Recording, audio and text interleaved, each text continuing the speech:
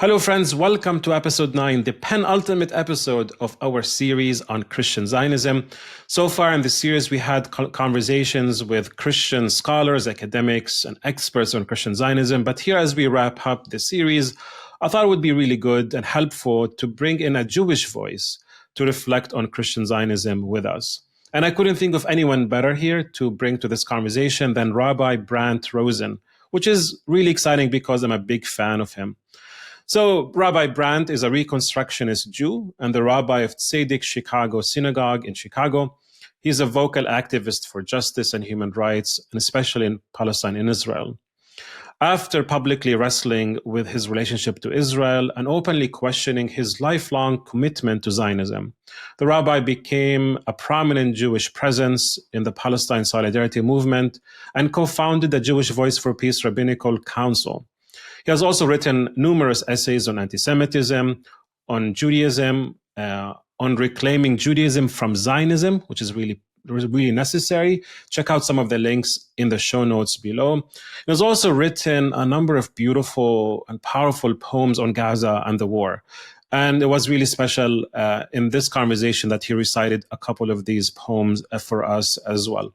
So in the episode here, we discuss his journey out of Zionism, Jewish Zionism specifically, his thoughts on the war in Gaza, and his struggles with this war that has been framed as a war that is waged in defense of him as a Jewish person.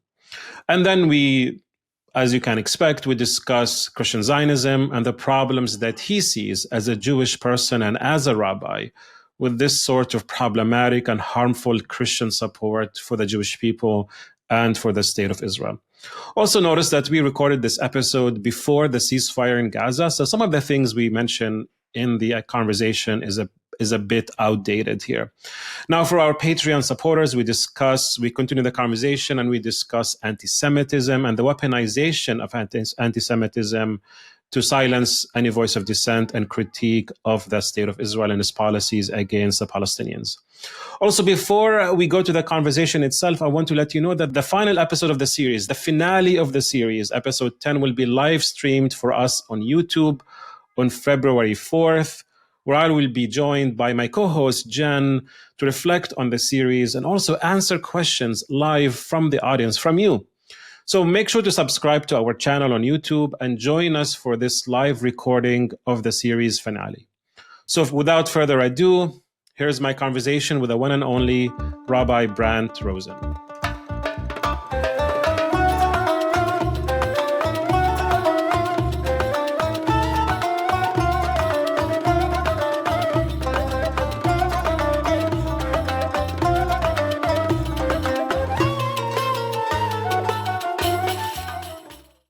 Rabbi Brant Rosen, thank you for joining me here on the podcast. Thanks so much for having me. We've been running this series on Christian Zionism, and I thought it would be really important to have a Jewish voice here to also help us dismantle or maybe unpack what Christian Zionism does and also its impact on the Jewish community. And just to hear kind of a different non-Christian voice, I think would be very interesting for our audience. So I'm so glad you're here. I think you have something really important to share with us as well as a Jewish rabbi, an anti-Zionist Jewish rabbi. I'm so grateful for this opportunity to talk with you. So just to kick this off, can you tell us a bit about yourself and also your journey out of Zionism as a Jewish person into being an anti-Zionist Jewish rabbi? Sure. Well, I'm a congregational rabbi. I have a congregation, Tzedek Chicago, here in Chicago. I founded the congregation with some others just about 10 years ago, almost 10 years ago. And it is a values-based congregation. We have very clear core values that we were founded on, and opposition to Zionism is among those values.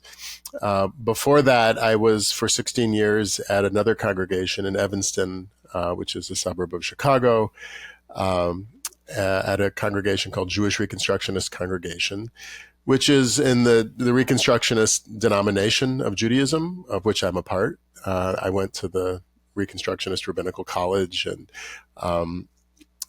served up until that point at reconstructionist congregations. And when I was in my Evanston congregation, my relationship to Israel evolved, and I was very public about my own feelings and evolution on the issue. Israel is a central issue in the Jewish community, as you know, and it was always a central part of my Jewish identity from the very beginning growing up. Like many Jewish families, Israel was part of the mix in terms of of Jewish life and the Jewish community that I was a part of. And in fact, I spent time in Israel, studying there and living there for almost 2 years.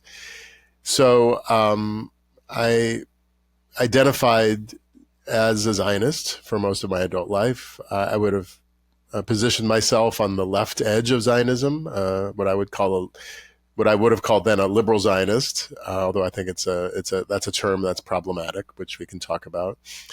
But as I said, my own relationship to Israel and my own feelings about Zionism in general evolved, particularly after I became a rabbi. And in 2008, in particular, that was an important breaking point for me. That was an Israeli assault on Gaza that happened in December 2008, 2009, known as Operation Cast Lead. And that was really kind of a last straw for me. I had been struggling a great deal with all kinds of aspects of Jewish political nation statism, shall we say. And that really was a breaking point. And I became very publicly involved in the Palestine solidarity movement. I joined Jewish Voice for Peace and became very involved in that organization, and in fact helped found the JVP Rabbinical Council in 2012. And my own activism on this issue broadened and became more public, more overt. And I left the congregation in 2014. We tried to make it work, but it was a Zionist congregation, and having an anti-Zionist rabbi, sooner or later, no matter how many times I said I was speaking for myself and not for my congregation, it really was an unsustainable situation. And so in 2014, which was not coincidentally another Israeli assault on Gaza, when I became very, very vocal and active in Palestine solidarity circles, things in my congregation just became too difficult for me to be able to stay. So I ended up leaving, not intending to work as a congregational rabbi anymore, but started this small congregation after I left, which ended up growing fairly steadily, fairly quickly. And I've that's been my full-time job now for a number of years. I'm guessing it was hard for you to let go of Zionism because it's so ingrained into your identity as a Jewish person. It was very hard. How was hard. that journey for you? Yeah, it was very, very difficult. I mean, when I really finally consciously made that break, there was the question of, well, can I even be Jewish? Because right. Zionism has become so hegemonic in the Jewish world. And what does it mean to be an anti-Zionist Jew? And although I knew intellectually that Zionism is not the same thing as Judaism. Zionism is a political movement that's actually a relatively recent movement. It's a movement of Jewish modernity. And there was always principled Jewish opposition to Zionism from the very, very beginning.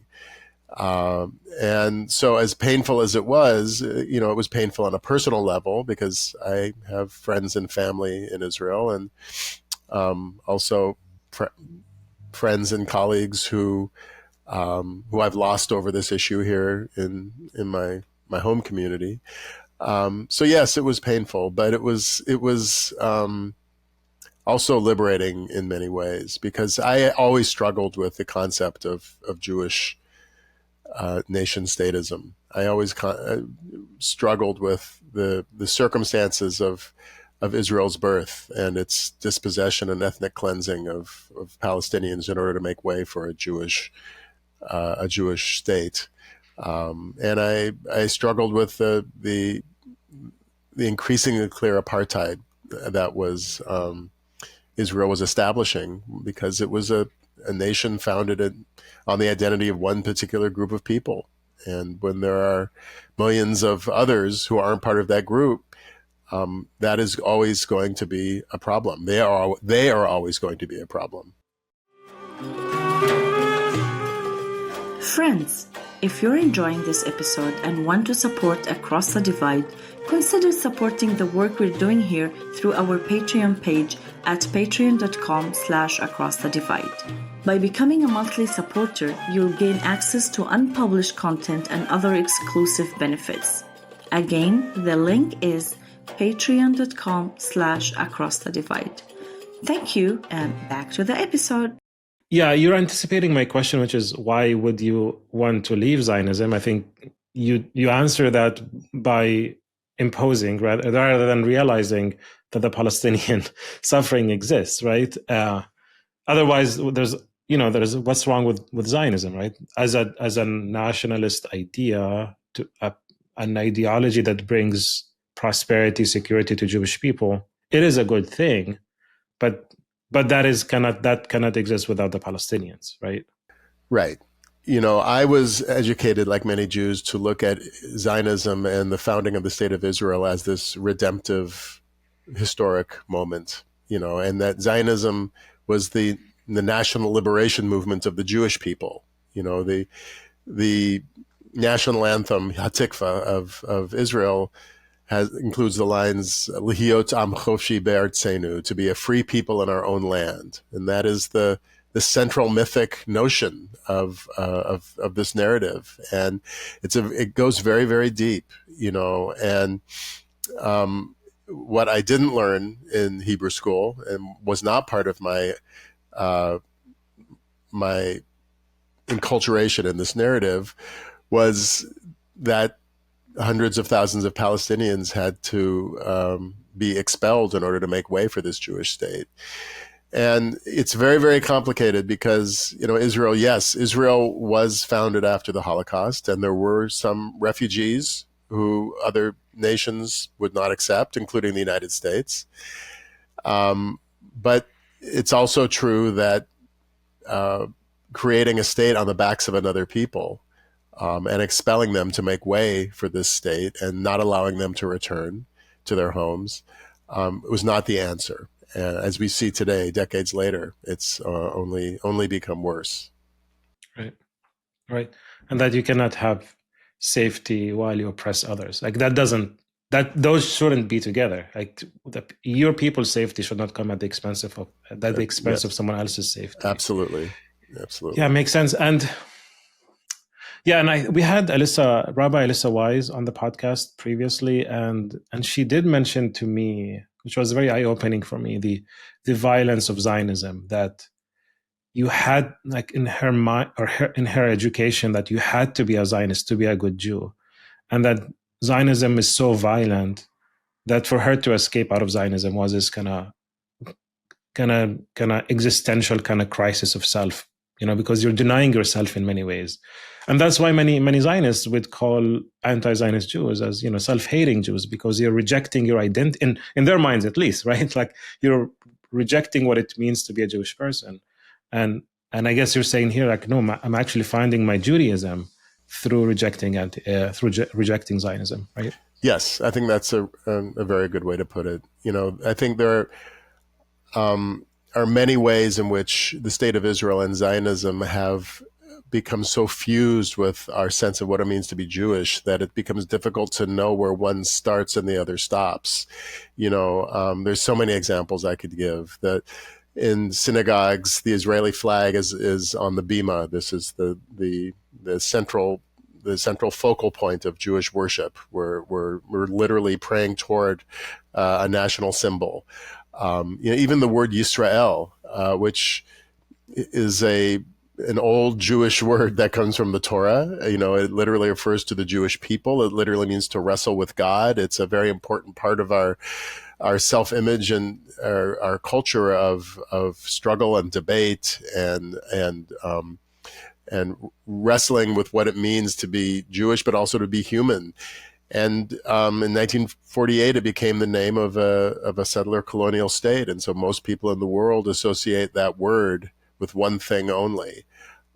So to separate these things out, the word Zion, Zion, is an aspirational term also that comes from the Bible about creating a world based in justice and righteousness, and it was coined to be part of a ideological movement that was rooted in justice for one people and one people only. So, once you start to pull on these threads and realize how hegemonic Zionism has been in Judaism, not just the Jewish world, it unravels fairly quickly. Yeah, makes sense. I want to talk more with you about Christian Zionism, but this is also interesting to me, how you're kind of unpacking that. Just a quick follow-up question here then. I think for us as Christians who are trying to wrestle with Christian Zionism, a lot of the analysis that we're doing is trying to regain or restore a better reading of the scriptures that is not grounded in ethnocentrism or racism or violence or war. And in many ways, we try, like we have some tools that we use, to see how the Hebrew scriptures, or what Christians call the Old Testament, have a non-ethnic or perhaps a more diverse understanding of being a people of God. So you have Ruth and Rahab. So these are examples of faith is what brings you to the people of God, not ethnicity. We try to think of ways where the land was not really perceived to be from the river to the sea, and actually the Abrahamic covenant stretches it to the ancient world, from the Nile to the Euphrates. So that's also, that's what we call the ancient Near East. That's the world that Abraham knew. So it was not meant to be a geopolitical state per se. It was meant to be that Abraham and his descendants would reside in the world and bless the world. So as a rabbi who's obviously reading the Hebrew scriptures all the time, are you also doing that work to try to restore this inclusive, justice-focused reading of the text? Or do you think the text itself is still problematic no matter what? Oh, that's a great question. We could spend the rest of our hour talking about that, but that's fine. Yeah, I wouldn't call it restore necessarily. I think the text is problematic on its literal level. I teach a Torah study every week in my congregation, and we read the weekly portion. And, starting this week actually is the portion in which Abraham gets the first revelation from God and this promise of this land. And going forward, there will be references to the relationship to the land. The borders seem to shift around depending on what part of the Bible you're reading. Later on, we're going to read about the conquest of the land. We're going to read, when we get in after the book of Exodus, almost a week doesn't go by where we don't read about this command to go in and take the land by force, sometimes to exterminate the nations of the land, the nations of Canaan. And to occupy it, because it's a God-given, this is a God-given land to the Jewish people. That is on the pages of the Bible, and there's no getting around it. And I think it's a mistake to try to apologize for it or to explain it away or to whatever we end up doing with that text. The first thing we have to do is to say that the literal meaning of this text is unacceptable. And especially now, when we live in an age where there are Jews and Christians who are using this text to justify literal conquest of that land and dispossession of people who live there, we have to be doubly and triply clear that we renounce these words. They're problematic words. So the question then becomes, well, this is our most sacred of texts. What do we do with it? And I want to go back to what I was saying about the term Yisrael, that to be a Jew means to struggle with God. That's literally what Yisrael means. Jacob was renamed Israel, Yisrael, after struggling with this mysterious night visitor on the bank of a river. And his name was changed to Yisrael. And Jacob/Israel is really a stand-in for the Jewish people writ large. We struggle. We are meant. I think we need to struggle with this text.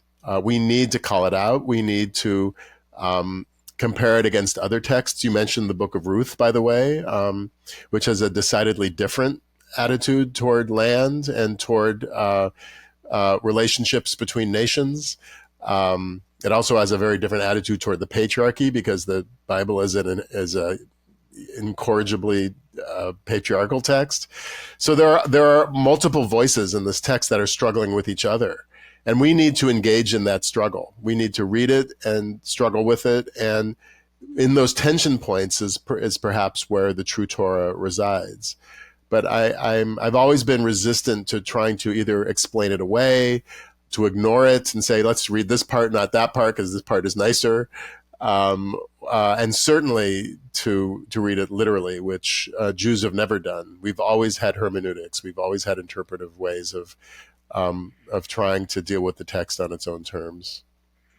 Yeah, it's funny. It's ironic that Christians want to take the Hebrew scriptures seriously, so they try to stick with these texts and look what Isaiah says and look what happens in Joshua, and they take it seriously in the sense that they take it so literally, as in to lose the meaning, and also to, in many ways, abuse the text, or at least in how they apply the text. And you're telling Christians, hey guys, like, learn from us how to wrestle with the text, and also not just take it at face value, and also just wrestle with the tension that exists in the text, or the obvious problematic passages that need some care and attention, and, like you said, hermeneutics and like serious exegesis, and not just take it on face value without careful analysis. That's really helpful. Thanks for that. And maybe the audience also, as they're listening to this, also would kind of appreciate this Jewish reading of the text that takes it seriously in the way of wrestling with it, not just blindly appropriating it outside of context. Okay, so let's kind of I have so many thoughts and questions about this, but I just, for the sake of time, I want to switch to talking with you about Gaza and then Christian Zionism, because you also marked that Israel's wars on Gaza have been these watershed moments for you. So out of curiosity, how are you dealing right now with a war that is not like 2008 or 2014? What are the thoughts or the feelings that you have been dealing with over the last year? It's hard to describe, I mean, we are living in a time of genocide. And we need to say that out loud.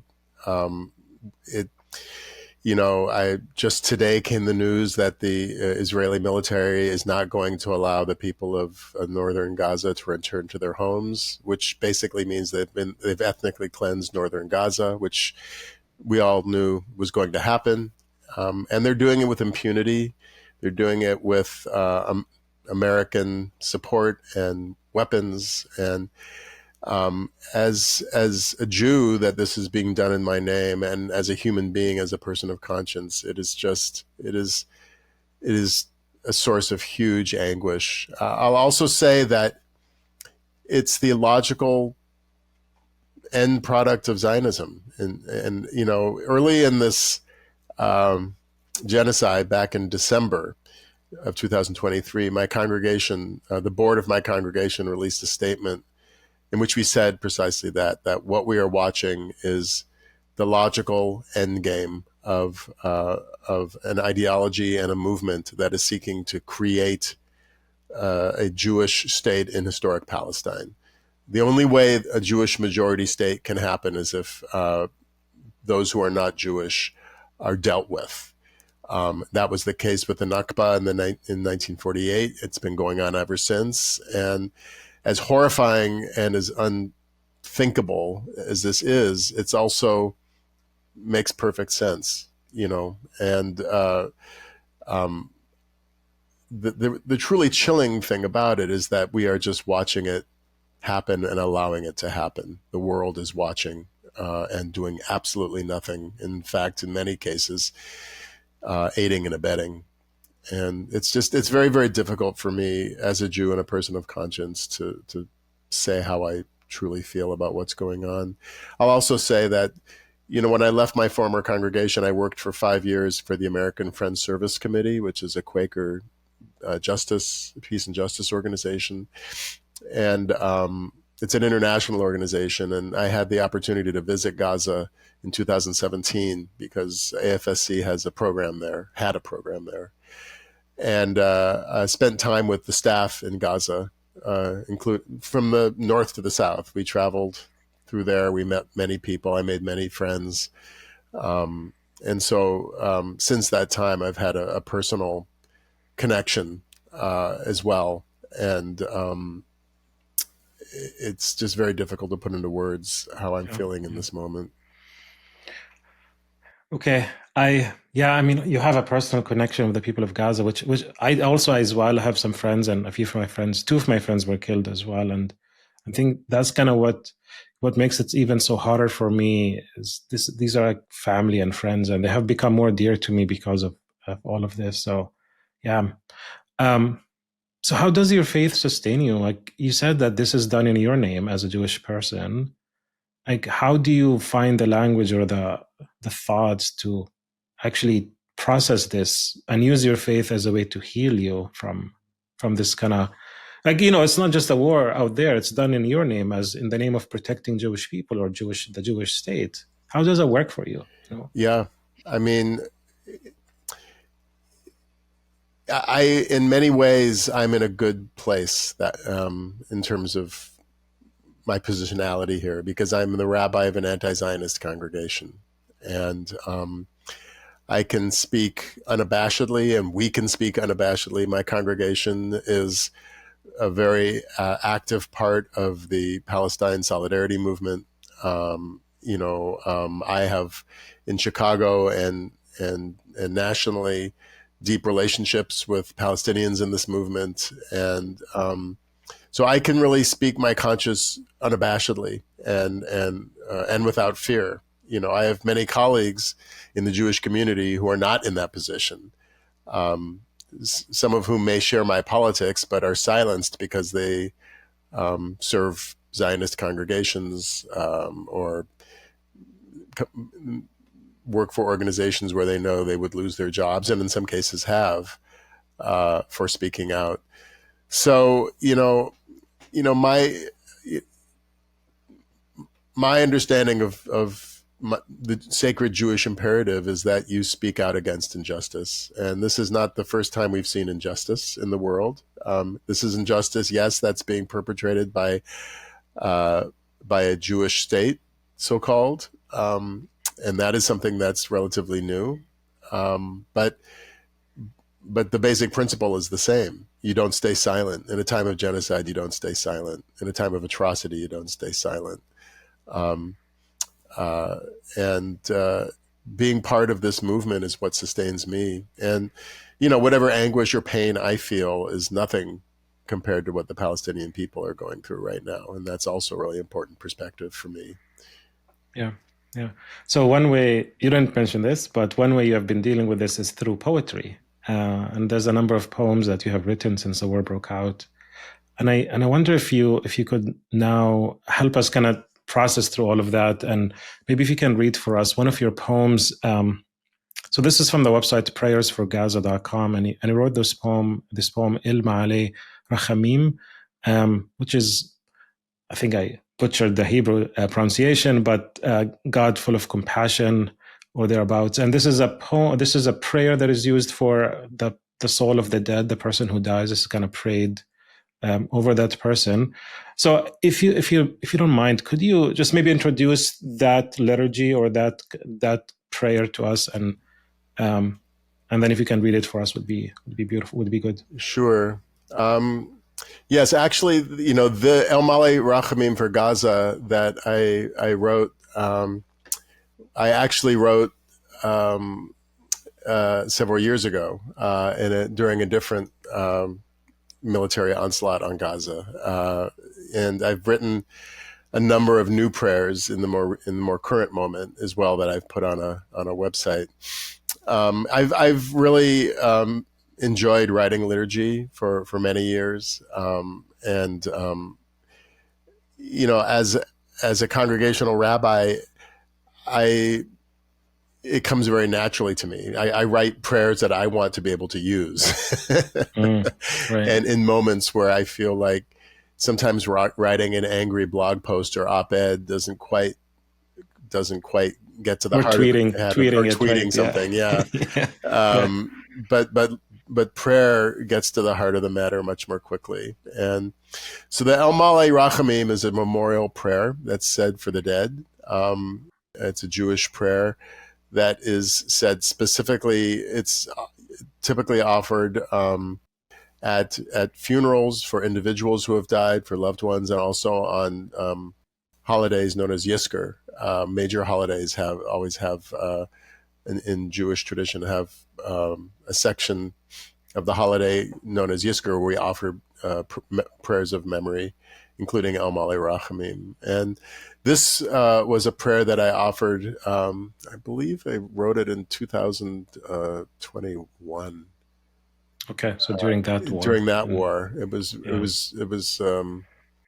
relatively small compared to what we're seeing now, but of course it was not small at all, and it certainly wasn't small for the loved ones of those who lost family members and friends.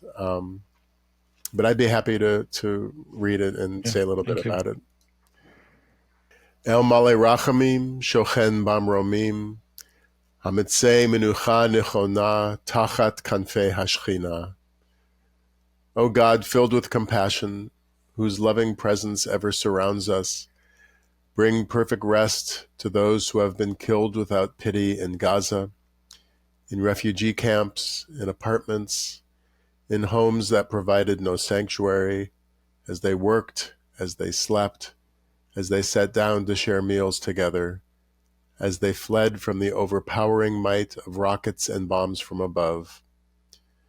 Receive their souls with the fullness of your mercy. Bind them to the souls of their ancestors whose lives were unjustly taken during the dispossession of the Nakba, an injustice that continues even as we call out to you now. Source of all mercy, protect these precious souls with the shelter they were denied in their lifetimes. Gather them under the softness of your wings. Show them love. Bring them home. Remind us that no one is forgotten in your sight, that all are welcome by your side, that each and every one of their lives is a story of sacred worth and meaning that can never be lost. As we rededicate ourselves to their lives, turn our grief and anger into resolve. Fill us with strength and will and purpose. Inspire us to stand as one in solidarity, that together we may end this injustice once and for all. Baal harachamim, tastirehem b'seter knafecha le'olamim. Source of all compassion, extend your shelter across the land, that the refugees may return home soon in our day, that all who live between the river and the sea may enjoy the blessings of equity, of justice, and of peace. V'nomar, and let us say, Amen. Amen. One of the central images in El Malei Rachamim, which you heard repeated a few times in that version, is the Kanfei Hashchina, the wings, the sheltering wings of God's presence. And when we pray for those who have passed away, we pray that they find rest beneath the shelter of God's wings. And I found that a very powerful image in this context, particularly by people who are living under bombardment, who are living literally with the constant reality of death coming from above, and granting them a shelter that they did not know in their lifetimes was an image that was very resonant for me. That kind of, I think, inspired me to write it in the first place. Yeah, and it's insane to me that this is still relevant today. Like, it's as if he wrote it for this war. It's the same story of death and destruction, and also our grief, but also our Or pursuit of justice and peace from the river to the sea. Yeah, thank you for this, Rabbi. Yeah, there's another poem that I'm going to ask you to read for us, Psalm 126, but we can do it later as we finish the podcast. But for now, if you don't mind, let's. I feel like I want to talk with you more about all of this and not Christian Zionism, but that's kind of why I brought you here to the podcast to talk about Christian Zionism. But I think there's so much for us to unpack here. So let's talk about Christian Zionism, and we dealt with it through our series as Christians try to navigate their relationship to the Jewish people, and kind of Robert Smith helped us think about that. And others like Stephen Sizer tried to frame it within the apocalyptic understanding of Christian dispensationalism and this kind of obsession with the end times and the necessity of bringing Jews to the land for Christ to come back a second time according to Christian belief. And we've been dealing with this in so many different ways through the podcast. And we had also Gary Burge, who helped us kind of see how the biblical understanding of that is problematic and there's a better way to read the text. All in all, I think when I think of Christian Zionism, and especially as you see it today in the American political system and in CUFI and these groups, which is kind of this zeal for Christians to defend the Jewish people, to bless the Jewish people. And I hear this all the time.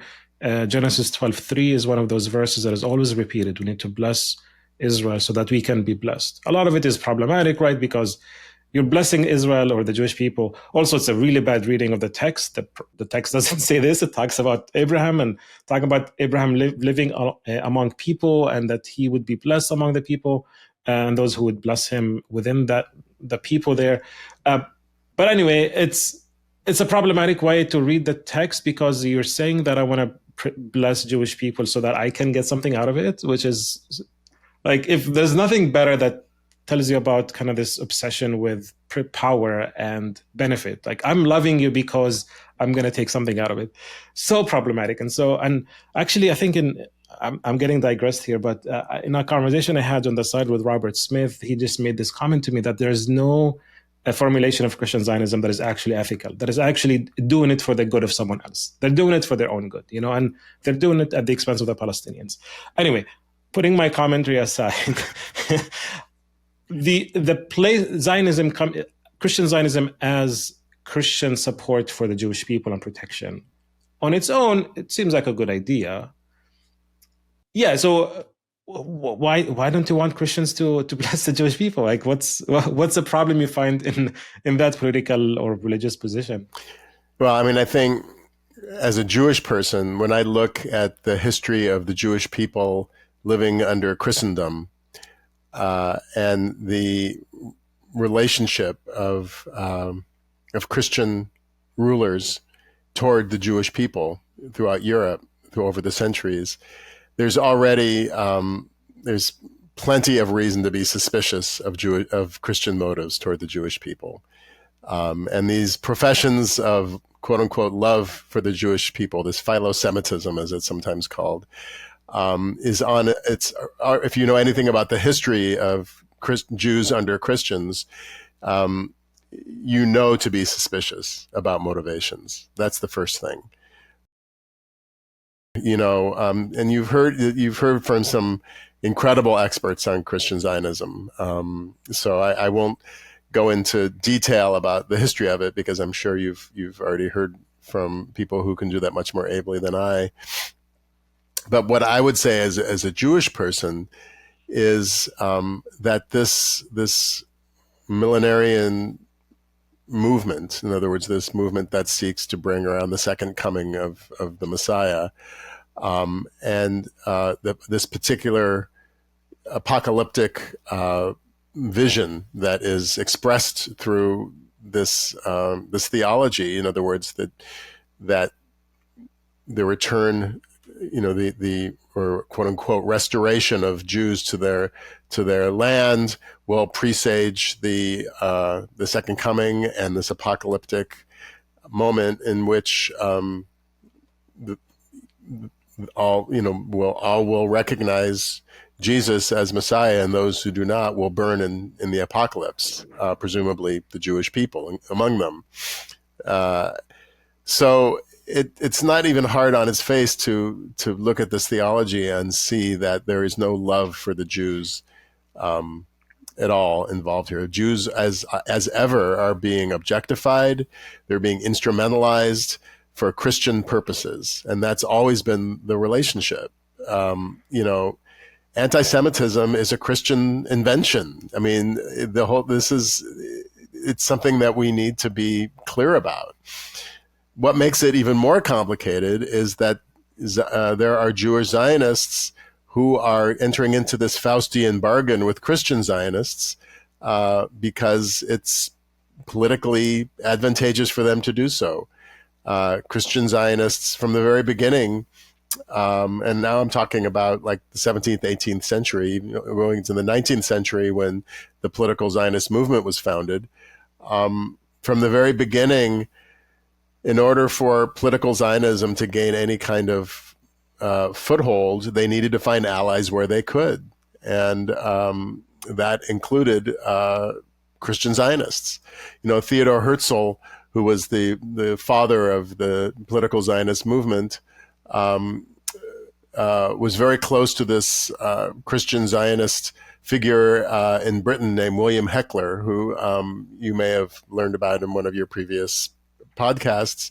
Very, very prominent evangelical theologian, and Herzl made common cause with him. Herzl made common cause with Russian anti-Semites who were seeking to rid their country of Jews. Later on, when the Balfour Declaration was issued by Lord Balfour, when Chaim Weizmann was the head of the Zionist movement, Lord Balfour, who was lionized in Zionist circles, was a very problematic person. He was a Christian Zionist who himself, when he was prime minister, sought to pass laws that would keep Jews who were fleeing anti-Semitism in Eastern Europe away from the shores of Britain, ethnic exclusion acts. And so from his point of view, Balfour's point of view, this was a great way to fulfill his own theology and rid his country of Jews. So, and from the Jewish political Zionist point of view, this was a way to build up the Jewish demographic reality, because without which a Jewish state could never be built. So it was always a very Faustian marriage of convenience, and it continues to this day. Kufi, they count about 10 million members worldwide. There are 6 million Jews in the United States. So just to give you an idea of what that means. They are enormously influential politically. And there are many prominent Jewish leaders. Of course, the government of Israel, people like Netanyahu will speak at the Kufi conventions every year. But even Elie Wiesel referred to John Hagee, the head of Kufi, as my pastor. This perverse marriage of convenience continues into our own day, and it's a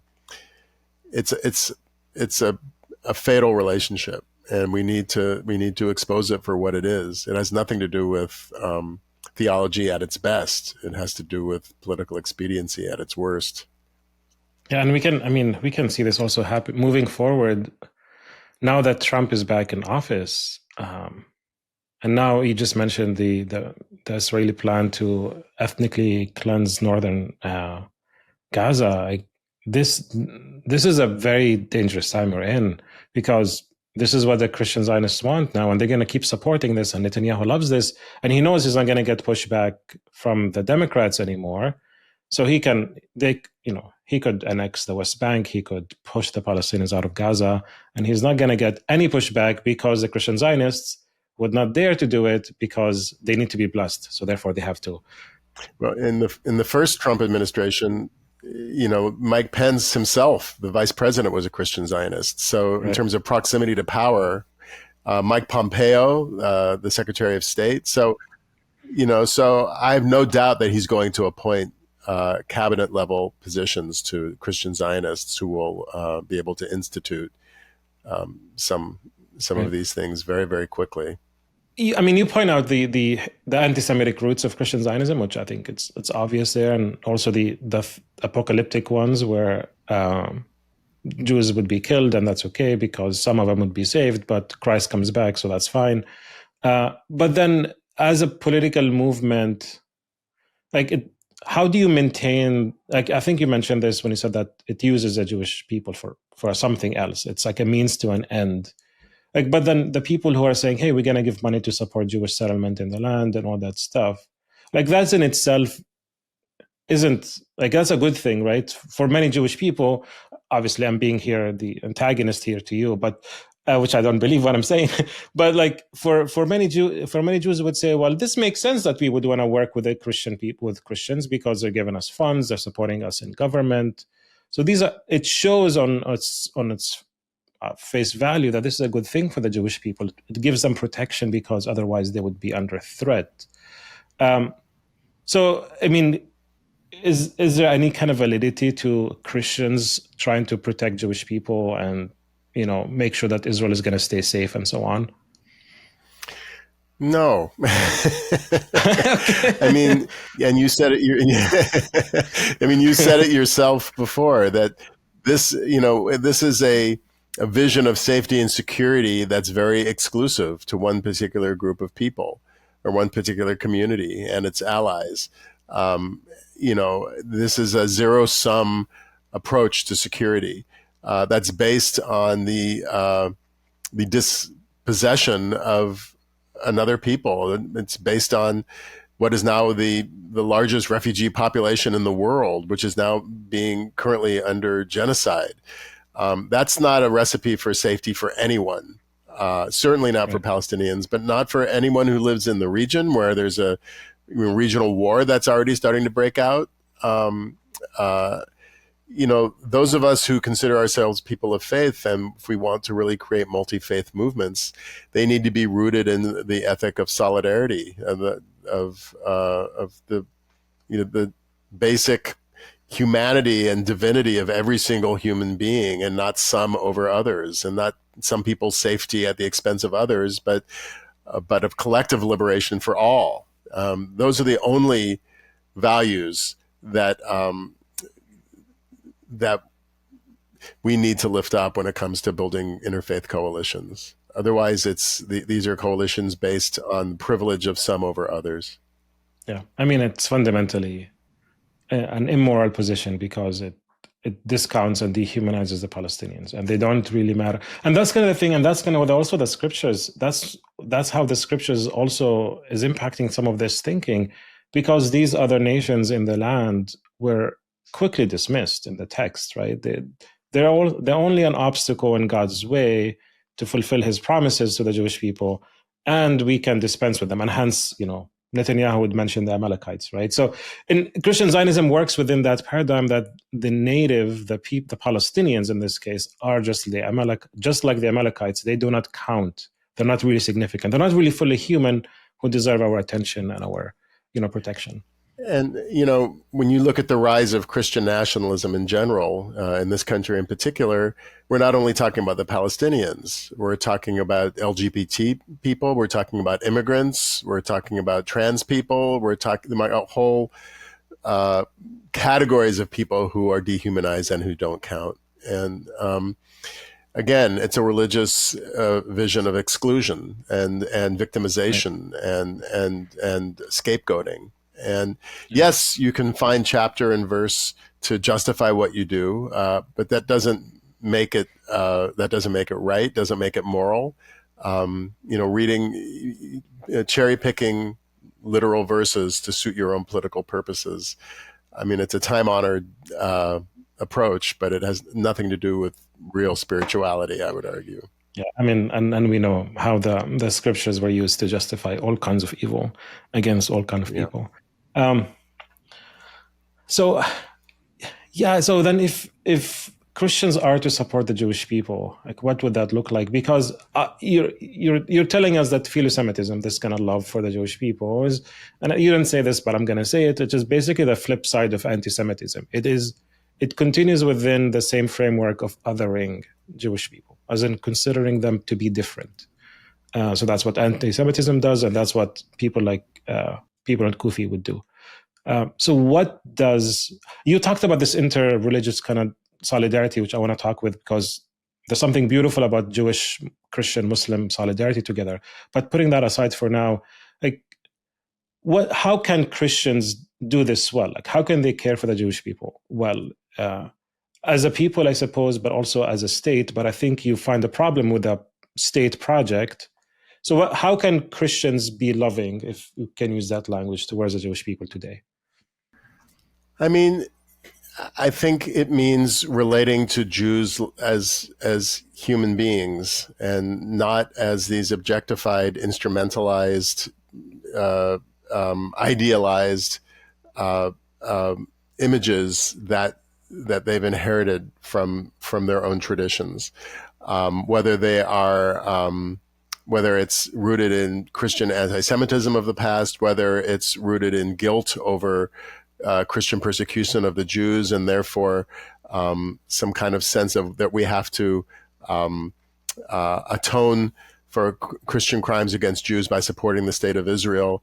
It just means treating them like human beings, like they would treat anybody else, and not using them for any other purpose but basic human solidarity. And if we're going to create a movement around collective liberation of all, that's what we have to do. We have to treat one another as just basic children of God, going from the first chapter of Genesis, that human beings were made in the divine, all human beings are made in the divine image.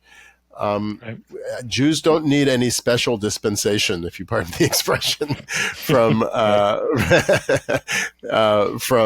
from Christians. We just need to work together with other groups as well. You mentioned Muslims, but also people not of faith, but people, in particular, people who have been historically otherized through empire and through imperial oppression, to build a movement that's rooted in solidarity with one another. A common theme, I don't know how common it is, but I heard it a lot from many Christians to justify why they need to support Israel, especially with this war. I've heard it from this well-known evangelical ethicist, Russell Moore. Previously, I've seen writings of a pastor called John Piper, and basically the argument goes as such, that Jesus was a Jewish person. The Hebrew, the Israelites of the time are Jewish, right? So if anyone who opposes the Jewish people, Hamas, who attacks Israel, are attacking our God, or they hate Jews because they're Jewish, and they're attacking Jesus himself because Jesus is Jewish. So there is this, why should you support the Jewish people? Is because Jesus was Jewish, right? And so it's not, but then the question, well, what if Jesus was not Jewish? Would you support the Jewish people? So that's still a problematic position, because it's creating this kind of conditionality that I'm going to support the Jewish people because Jesus happened to be Jewish and because of the history of salvation history. So it's like, to your point, it's not based on genuine love and care for the Jewish people. It's based on a bias that has to be anchored in, for example, the Jewishness of Jesus. I don't know if I have any thoughts about that, but it's problematic on so many levels. But if I'm going to argue with these so-called theologians on their own terms, okay, Jesus was Jewish. If Jesus was alive today and was seeing what was being done by a so-called Jewish state in the name of the Jewish people, the best way to support Jesus would be to demand an end to the genocide, because that's what Jesus would have wanted. You could use that exact same logic if you're going to be focusing on the Jewishness of Jesus. So right. I'm not a Christian theologian, but I vaguely remember some things that Jesus said about being compassionate and about right. being moral and being ethical. I don't think. I'm not an expert, but I don't think Jesus ever said, You should support anything Jews do, no matter how heinous, because they're Jews. I don't recall that from the sayings of Jesus in the New Testament, but I may be wrong. No, you're not. You're not wrong. But that's the thing. It's also Rabbi. What's also interesting is that whenever they want to give these talking points to justify defending Israel, they don't quote Jesus. They quote either the Hebrew scriptures, the Old Testament, some stuff, Deuteronomy or Genesis, or they go to Paul and what Paul says about the Jewish people and Israel, or Romans 13 about the state and violence, what is called just war theory. So it's like they use Jesus's, ethnicity as a justification for support, but then it's like, maybe let's read the Beatitudes and what he says about peacemaking and see. But then they cannot do that. They cannot quote the Beatitudes or the Sermon on the Mount because he says, love your enemy. You heard it was told, it was said to you, love your neighbor and hate your enemy, but I tell you, love your enemy. Okay, Christians will support the war. How do you love your enemy when you bomb the enemy, when you're genociding the enemy? How is that following after Jesus? So that's kind of so it's so problematic. And you're spot on. It's such a awful way of establishing support for Jewish people. Yeah. So go ahead. Yeah, I agree. And I would say also maybe they should just put their Bibles down for a second and listen to the cries of the Palestinian people themselves. And they may come to a moral conclusion much more quickly than if they were seeking through their concordances to find the perfect verses to justify their already made up opinions about what's going on. I'm sorry. Forgive my. You're getting me all riled up, Dan. No, this is great. This is great. And it's such a no. That's fair. It's fair. It's like it was like when you read the text and you're blinded by the text rather than the text being a text of life and goodness. Yeah, get your nose out of that book for a few moments and just listen to the Palestinian people. Read in the book of Exodus where it says the cries of the Israelites in Egypt reached God and God responded. Maybe you could take your cue from that verse. Yeah. Okay, so as we're coming to the end of our conversation, I want to talk with you more about anti-Semitism later on for our Patreon supporters. So I want you to kind of stick around with me.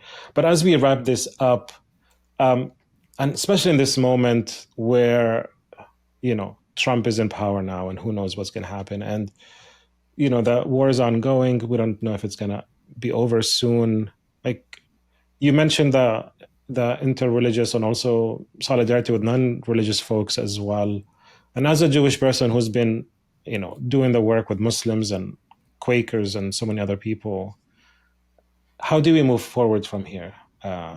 As we hear the cries of the people of Gaza, and also as a rabbi, I don't know if this is like a thing you do as a rabbi also to encourage, if you can encourage us to move forward as a people, like what's your advice to us? How do you move forward from Christian Zionism and kind of chart out a new way of being a faithful person, especially in light of what's happening?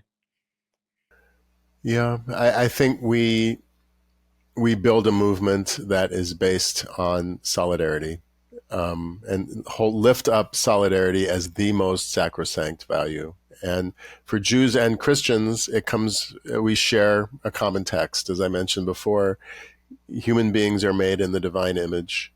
And there's actually a very famous Talmudic debate between two rabbis, Rabbi Akiba and Rabbi Ben Azai. This is in the Talmud. And they're arguing about what is the most central precept in the Torah. And Akiba says it's love your neighbor as yourself. And Ben Azai says, no, there's one even greater, and that is that God created humanity in the divine image. And that's often understood to mean love your neighbor as yourself can mean love your fellow community member as yourself, love your fellow faith member as yourself, love your neighbor, literally the person who lives next door to you. And in fact, there are many Jews who interpret, in Hebrew, it's v'ahavta re'echa kamocha. They interpret the word re'echa, your neighbor, as literally your fellow Jew.